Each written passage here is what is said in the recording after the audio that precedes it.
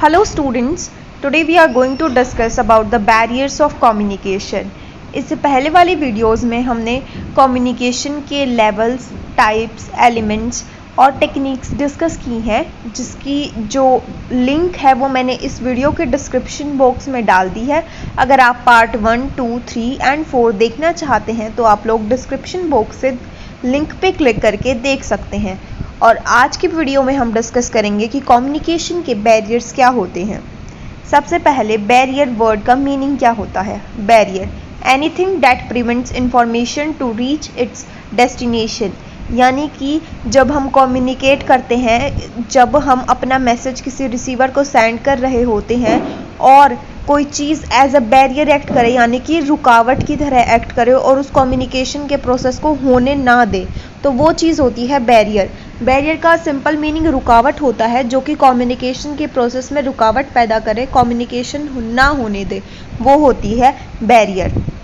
Next is, हमें communication का पूरा प्रोसेस दे रखा है कि जो सोर्स होता है, यानी कि जो सेंडर होता है, वो मैसेज को एनकोड करके किसी पर्टिकुलर चैनल के थ्रू रिसीवर को भेजता है, ताकि रिसीवर डिकोड कर सके मैसेज को और उसके बाद फीडबैक दे सके। तो ये पूरा कम्युनिकेशन का प्रोसेस होता है। अगर इस प्रोसेस के किसी भी स्टेप में कोई भी अल्टरेशन आ जाती है, यानी कि अगर चैनल में कोई दिक्कत आ जाती है या फिर सेंडर जो है वो अच्छे से सेंड नहीं कर पाता, रिसीवर रिसीव नहीं कर पाता, तो ये जो सारी की सारी चीज़ें होती हैं ये एज अ बैरियर एक्ट करेंगी अगर इस प्रोसेस में कोई भी अल्टरेशन हो जाती है। तो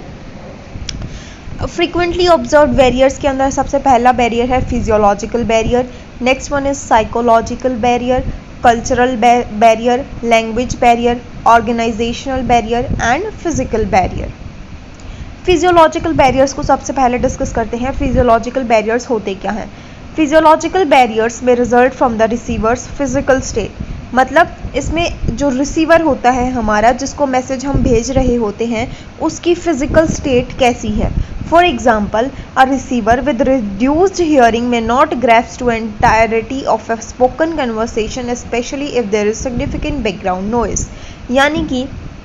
अगर आप सेंडर हो और आप किसी को बोलकर कोई मैसेज देना चाहते हैं, बट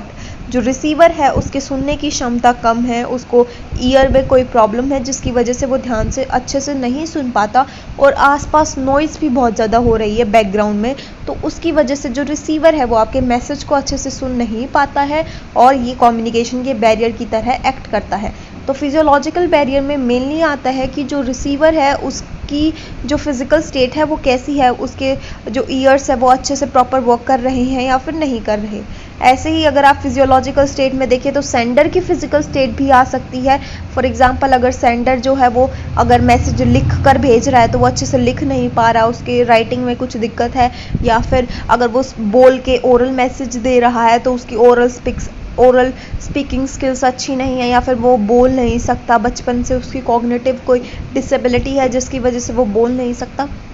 तो ये जितनी भी फिजिकल डिसेबिलिटीज़ होती हैं ये सारे के सारे as a physiological barriers act करते हैं कम्युनिकेशन के प्रोसेस के अंदर। नेक्स्ट, अगर हम फिजियोलॉजिकल बैरियर्स के बारे में बात करें तो emotional states which are brought to the communication we are discussing psychological barriers. In this, emotional states which are brought to the communication or result from it can come between what is being said and effective listening and understanding. For example, अगर किसी को गुस्सा आ रखा है, बहुत ज़्यादा anger issues हैं, बहुत ज़्यादा एंजाइटी हो रखी है, और अगर कोई भी पर्सन है, कोई रिसीवर है, वो फ्रस्ट्रेटेड है, या फिर मतलब अगर कोई इंसान, आप किसी को मैसेज दे रहे हो, वो पहले से ही बहुत गुस्से में है, फ्रस्ट्रेटेड है, बहुत ज़्यादा इरिटेट हुआ है, उसका मूड ख़राब है, तो वो अच्छे से मैसेज को समझ नहीं पाता है क्योंकि उसका मूड अल्टर हो रखा है। और उसके बाद एक और है स्टेटस डिफरेंस। अगर आपके सेंडर और रिसीवर के बीच में स्टेटस का डिफरेंस है, पोजीशन का डिफरेंस है, हायर क्लास लोअर क्लास, अगर ऐसा डिफरेंस है तो भी मैसेज जो है कम्युनिकेशन के प्रोसेस में थोड़ा सा जो है वो बैरियर आ जाता है, क्योंकि कई बार जो अपर कास्ट के पीपल होते हैं या फिर अपर पीपल होते हैं वो लोअर पीपल्स को अच्छे से बात नहीं करते, उनके साथ अच्छे से कम्युनिकेट नहीं करते, जिसकी वजह से जो मैसेज है वो अच्छे से पहुंच नहीं पाता। तो ये आपके साइकोलॉजिकल बैरियर्स में आते हैं कि अगर कोई पर्सन स्ट्रेस्ड है, कोई बहुत ज़्यादा उसके इमोशंस फीलिंग्स जो हैं वो फ्रस्ट्रेटेड हो रखा है, इरिटेबल हो रखा है, तो चाहे वो सेंडर हो या फिर रिसीवर, तो चाहे सेंडर फ्रस्ट्रेटेड हो चाहे फिर रिसीवर, अगर उन दोनों में से एक की भी इमोशनल स्टेट डिस्टर्ब है तो कम्युनिकेशन के प्रोसेस में अल्टरेशन आती है और वो एज अ बैरियर की तरह एक्ट करता है। नेक्स्ट अगर हम डिस्कस करें कल्चरल बैरियर्स, कल्चरल बैरियर्स में आता है कि हर एक कल्चर के अपने अपने अलग अलग रूल्स रेगुलेशंस होते हैं कि किसी कल्चर में कैसे बिहेव करना होता है, किसी में कैसे। कल्चरल लैंग्वेजेस सबकी अलग अलग होती हैं, तो अगर जो सेंडर और रिसीवर उन दोनों के कल्चर अलग हैं, उन दोनों के बात करने का तरीका अलग है, जो भी रूल्स रेगुलेशंस बिलीव्स उनके हैं वो अलग हैं, तो उन दोनों में जो भी बातचीत होगी उसमें थोड़ा बैरियर आ सकता है, थोड़ा डिफरेंस आ सकता है। whether one looks the other person in the eye or not, whether one says that one means overtly or talks around the issue, how close the people stand to each other when they are talking, all these and many more are rules of politeness which differ from culture to culture. For example,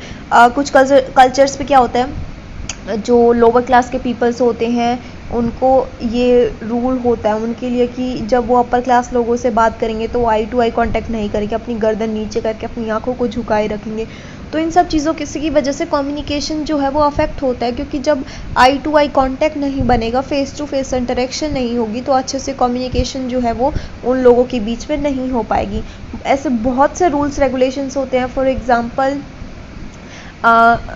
यहाँ पे India में villages में जो women's हैं वो काफ़ी ज़्यादा status जो है वो उनका अच्छा नहीं है। कल्चर में कुछ रूल्स हैं रेगुलेशंस है कि उनको घूंघट रखना है, उनको ज़्यादा बात नहीं करनी है, उनको अपना पॉइंट ऑफ व्यू नहीं रखना है। तो इन सब रूल्स, कल्चरल रूल्स रेगुलेशंस की वजह से कम्युनिकेशन बहुत ज़्यादा अफेक्ट होती है और इनकी वजह से रिलेशंस पे भी काफ़ी ज़्यादा फ़र्क पड़ता है।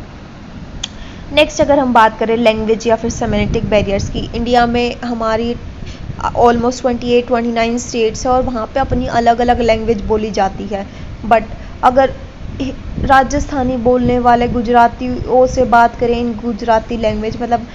There is one person of from Rajasthan, another one is from Gujarat, वो अगर अपनी नेटिव लैंग्वेज में एक दूसरे से बात करें यानी कि राजस्थानी और गुजराती में, तो एक दूसरे के साथ वो अच्छे से कम्युनिकेट नहीं कर पाएंगे क्योंकि वो एक दूसरे की लैंग्वेज ही नहीं समझ पाएंगे। तो जब हम सामने वाले पर्सन की लैंग्वेज हमें नहीं पता होती है तो उसकी वजह से भी बैरियर आता है कम्युनिकेशन के प्रोसेस में। इसी बैरियर को हटाने के लिए इंडिया में एक नेशनल लैंग्वेज है जो कि हिंदी है, जो कि हर देशवासी को आनी चाहिए ताकि वो दूसरे स्टेट्स के लोगों के साथ कम्युनिकेट कर सके। तो इसीलिए जो है वो एक कॉमन नेशनल लैंग्वेज बनाई जाती है ताकि चाहे बेशक डिफरेंट स्टेट्स की डिफरेंट लैंग्वेजेस हों, बट एक कॉमन लैंग्वेज हो जो पूरी कंट्री में स्पोक की जा रही हो, बोली जा रही हो। तो ये थे लैंग्वेज बैरियर्स। नेक्स्ट हम लोग डिस्कस करेंगे ऑर्गेनाइजेशनल बैरियर्स के बारे में। Organisational structure greatly affects the capability of the employees as far as the communication is concern. Some major organisational hindrances in the way of communication are the following: organisational policies, rules, regulations, status, complexity, organisational facility. Organisations में mainly क्या होता है, upper class मतलब कि कोई person होता है जो हायर पोस्ट पे होता है, कुछ लोग होते हैं जो लोअर पोस्ट पे होते हैं। जब वो दोनों एक दूसरे के साथ कम्युनिकेट करते हैं तो काफ़ी ज़्यादा बैरियर आ जाता है क्योंकि उनकी पोजीशन, उनका स्टेटस जो है वो अलग होता है। तो जो लोअर क्लास वाले, लोअर पोजीशन वाले, लाइक लोअर पोस्ट पे जो पर्सन से जब वो हायर रैंक वाले पर्सन से बात करते हैं तो उनका जो कम्युनिकेशन है वो काफ़ी ज़्यादा अल्टर हो जाता है क्योंकि उनको जो है रिस्पेक्ट के साथ बात करनी होती है, काफ़ी ज़्यादा रूल्स रेगुलेशंस फॉलो करने होते हैं, स्टेटस की प्रॉब्लम आ जाती है। तो इन सब चीज़ों की वजह से एक ऑर्गेनाइजेशन में भी काफ़ी ज़्यादा बैरियर आते हैं कम्युनिकेशन में।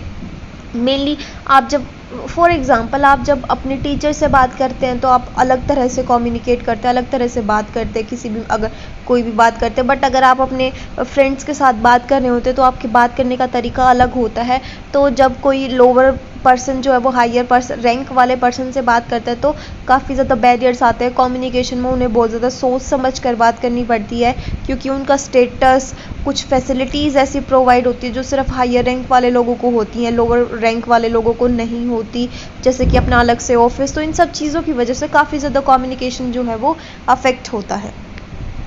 अगर हम नेक्स्ट बात करें, लास्ट है बैरियर है फिज़िकल बैरियर। फिज़िकल बैरियर्स के अंदर